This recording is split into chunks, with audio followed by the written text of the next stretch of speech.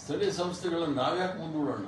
ಇವರು ಆ ಕಾಲ ಹೊಟ್ಟೋಯ್ತು. ಈಗ ಹೋದಾಗ ಗೊತ್ತಾಗುತ್ತೆ ಸ್ಥಳೀಯ ಸಂಸ್ಥೆಗಳಲ್ಲಿ ಯಾವ ಥರ ಜನ ತೀರ್ಮಾನ ಕೊಡ್ತಾರೆ ಅಂತೇಳಿ.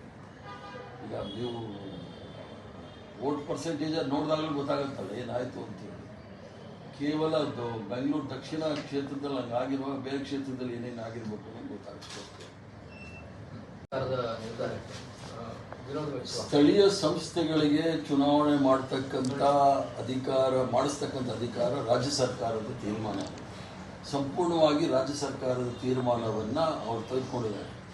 ಆದ್ದರಿಂದ ಕೆಳಮಟ್ಟದಲ್ಲಿ ಗ್ರಾಮೀಣ ಪ್ರದೇಶದಲ್ಲಿ ಅವರಿಗೆ ಪಾಪ EVM ಎಷ್ಟು ಸರಿ ನಡ್ಸೋಕ್ಕಾಗೋದಿಲ್ಲ ಅನ್ನೋದು ಬೇರೆ ಪ್ರಶ್ನೆ.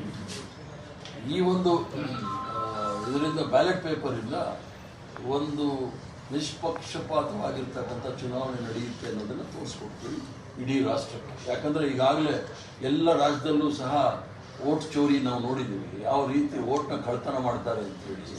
ಅದನ್ನು ಈಗ ಬಿಹಾರಲ್ಲೂ ಆಯಿತು, ಈಗ ಹರಿಯಾಣದಲ್ಲೂ ಇದೆ. 64,000 ಒಂದು ಅಸೆಂಬ್ಲಿ ಸೆಗ್ಮೆಂಟಲ್ಲಿ ಹೆಚ್ಚು ಕಮ್ಮಿ ಮಾಡಿದ್ದಾರೆ.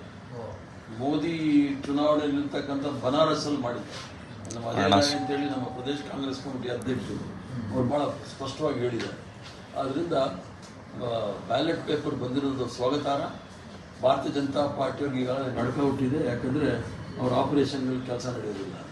ಬಟ್ ಅವ್ರು ನಿಮ್ಮ ಮೇಲೆ ಅನುಮಾನ ವ್ಯಕ್ತಪಡಿಸ್ತಾರೆ. ಅಂದರೆ ಈಗ ಹಾಗಾದರೆ 140 ಹೆಂಗಿತ್ತು ಈ ರೀತಿಯ ಪ್ರಶ್ನೆಗಳು? 140ಕ್ಕೆ ಜನಸಾಮಾನ್ಯರು ರೊಚ್ಚಿಗೆದ್ದಿದ್ರು ಭಾರತೀಯ ಜನತಾ ಪಾರ್ಟಿ ಮೇಲೆ. ಆ ಥರ 65 ಲಕ್ಷ ಹೆಚ್ಚು ಕಮ್ಮಿ ಆಗಿದೆ ಬಿಹಾರಲ್ಲಿ ಅಂತೇಳಿ ಇವರು ಕ್ಯಾನ್ಸಲ್ ಮಾಡಿದ್ರಲ್ಲ. ಹಂಗಾರೆ ಪಾರ್ಲಿಮೆಂಟ್ ಎಲೆಕ್ಷನ್ ಕ್ಯಾನ್ಸಲ್ ಮಾಡೋಕ್ಕೆ ಆ ಹೋಟೆಲ್ ಗೆದ್ದಿರೋದು ಅವರು ಪಾರ್ಲಿಮೆಂಟಲ್ಲಿ.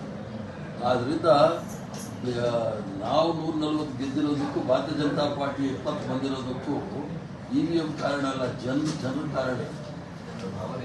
ಜನರ ಭಾವನೆಗೆ ವಿರುದ್ಧ ಇವರು ಇದ್ದವರು. ಸಂವಿಧಾನವನ್ನು ಬದಲಾವಣೆ ಮಾಡ್ತೀನಿ ಅಂದರು. ಹಲಾಲು ಅಜಾನು ಹಿಜಾಬು ಅಂದ್ಕೊಂಡು ಬದುಕನ್ನು ಕಟ್ಕೊಳ್ತಕ್ಕಂಥ ಯಾವುದೇ ವಿಚಾರವನ್ನು ಮಾತಾಡ್ತಾ ಇರಲಿಲ್ಲ. ಈಗಲೂ ಸಹ ಜನರ ಬದುಕನ್ನು ಕಟ್ಕೊಳ್ತಕ್ಕಂಥ ವಿಚಾರವನ್ನು ನರೇಂದ್ರ ಮೋದಿ ಆಗಲಿ ಅಥವಾ ಅವ್ರ ಕೆಳಗಡೆ ಇರ್ತಕ್ಕಂಥ BJP ಅಧ್ಯಕ್ಷರು ಯಾರು ನಾಯಕರು ಮಾತಾಡ್ತಾರೆ.